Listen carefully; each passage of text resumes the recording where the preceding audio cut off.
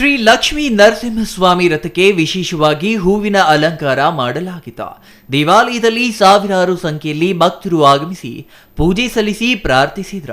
ಪ್ರಧಾನ ಅರ್ಚಕರ ಪುರೋಹಿತ್ಯದಲ್ಲಿ ವಿಶೇಷ ಪೂಜೆ, ಅಲಂಕಾರ, ಹೋಮ ಹವನ ನೆರವೇರಿಸಲಾಯಿತು. ಶಾಸಕ ಎಸ್.ಎನ್. ಸುಬ್ಬಾರೆಡ್ಡಿ, ತಹಸೀಲ್ದಾರ್ ಪ್ರಶಾಂತ್ ಕೆ ಪಾಟೀಲ್ ಸೇರಿದಂತೆ ವಿವಿಧ ಗಣ್ಯರಿಗೆ ಶಾಲು ಹೊದಿಸಿ ಸನ್ಮಾನಿಸಲಾಯಿತು.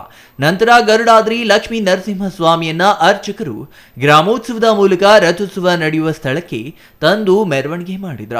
ಬಾನಂಗಳಲ್ಲಿ ಗರುಡ ಪಕ್ಷಿಯನ್ನ ವೀಕ್ಷಿಸಿದ ಭಕ್ತರು ದೇವರ ನಾಮ ಹಾಡಿದ್ರ. ದೇವರ ರಥೋತ್ಸವದ ಮುಂದೆ ಮೇರುವಪಲ್ಲಿ ಗ್ರಾಮಸ್ಥರಿಂದ ಶ್ರೀ ವೀರಾಂಜನೇಯ ಸ್ವಾಮಿ ರಥೋತ್ಸವ ಸಾಗಿತು. ಭಕ್ತರು ದೇವರ ನಾಮಸ್ಮರಣೆಯೊಂದಿಗೆ ತೇರನ್ನ ಎಳೆದ್ರ. ಬಾಗೇಪಲ್ಲಿ ತಾಲೂಕು ಸೇರಿದಂತೆ ನೆರೆಯ ಆಂಧ್ರಪ್ರದೇಶ, ತೆಲಂಗಾಣದಿಂದಲೂ ಸಾವಿರಾರು ಸಂಖ್ಯೆಯಲ್ಲಿ ಭಕ್ತರು ಆಗಮಿಸಿದ್ದರ. ಅನ್ನಸಂತರ್ಪಣೆ ನಡೆಯಿತ.